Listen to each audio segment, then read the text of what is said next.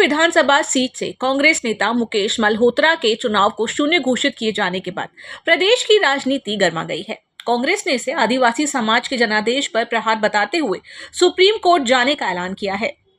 नेता प्रतिपक्ष उमंग सिंघार ने कहा कि लोकतंत्र में मतदाताओं का जनादेश सर्वोपरि होता है और मुकेश मल्होत्रा को करीब 1 लाख वोट मिले थे। उन्होंने कहा कि कांग्रेस ने इस मामले में विवेक तनखा से कानूनी सलाह ली है और सुप्रीम कोर्ट में मजबूती से पक्ष रखा जाएगा।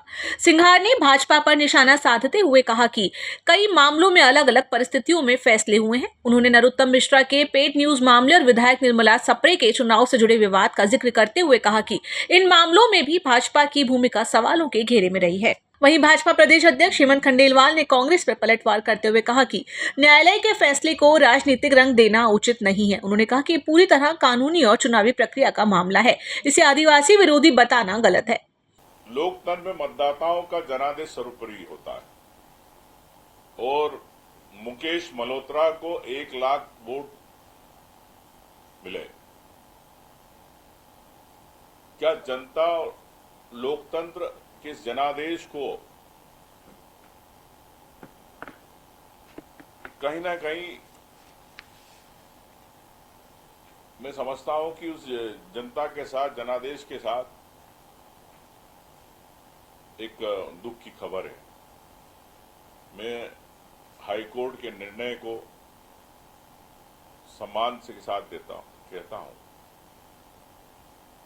लेकिन यह भी कहना चाहता हूं कि देश के अंदर कई ऐसे निर्णय हुए कि जिसमें नरेंद्र मोदी जी, जिन्होंने अपने वैवाहिक शपथ पत्र की जीवन की जानकारी शपथ पत्र में नहीं दी थी, पूरा देश जानता है।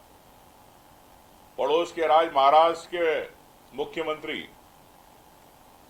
जिन पे 2 आपराधिक मामलों की जानकारी छुपाने का मामला था, लेकिन कोर्ट ने उनको भी 2023 में बरी कर दिया।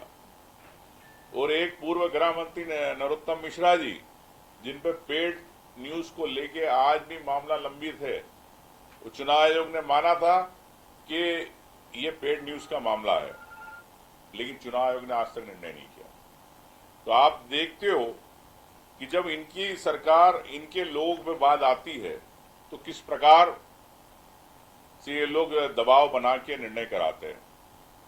और ये निर्णय में लगता है कि भारतीय जनता पार्टी ने जिस प्रकार से जल्दबाजी में, मैं समझता हूं कि हो सकता है कोर्ट पे कहीं दबाव नहीं बनाया है। दबाव भी बनाया जा सकता, क्योंकि राज्यसभा के चुनाव आना है और राज्यसभा को लेके इनको 1-1 वोट की ये सोच रहे हैं कि कांग्रेस की सीट ना आए। लेकिन मैं ये कहना चाहता हूं कि सर्वोच्च न्यायालय के दरवाजे खुले और हम सब कानून सलाहकारों से बात कर रहे हैं। तनखा जी ने भी इस बारे में चर्चा करी है और सुप्रीम कोर्ट के हम दरवाजे खटखटाएंगे। और मैं समझता हूं मुकेश मल्होत्रा, जो एक आदिवासी परिवार से है, उसको न्याय मिलेगा और वहां की जनता को जो जनादेश जो उसने दिया था मुकेश मल्होत्रा को, उस जनता के प्रति न्याय होगा, ऐसा मैं विश्वास रखता हूं कोर्ट के। दीगर दलों से हमारी कार्यप्रणाली अलग है और इसलिए समय समय पे हमारे प्रशिक्षण वर्ग लगते हैं। ये सतत प्रक्रिया है, पहले भी ये होते आए हैं। हमारा कार्य पद्धति को कार्यकर्ता पहचाने, हमारी विचारधारा को पहचाने और हम अपनी विशिष्ट कार्य पद्धति के कारण आगे बढ़े, यही इस प्रशिक्षण वर्ग का संदेश है। जीतू पटवारी जो है, उन्होंने आज भोपाल में प्रेस कॉन्फ्रेंस की है। वो कह रहे हैं कि आज ही कांग्रेस जो है वो सुप्रीम कोर्ट जाएगी मुकेश केवल। देखिए, कोई भी निर्णय अदालत ने किया है, हम अदालत के निर्णय का स्वागत करते हैं। अदालत ने निर्णय किन परिस्थिति में किया, क्यों किया, ये न्यायालयी प्रक्रिया है। मैं समझता हूँ जीतू पटवारी जैसे बड़े व्यक्ति, नेता को न्यायालय पर टिप्पणी करना ठीक नहीं।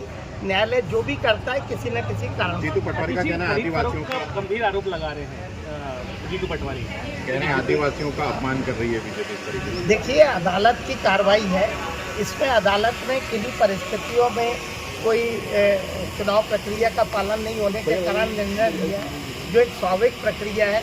इसमें किसी के सम्मान अपमान की बात नहीं। मैं समझता हूँ कि कांग्रेस के नेताओं को अदालत की समझ कम है, अदालत का सम्मान करना। Bureau report, EMS TV।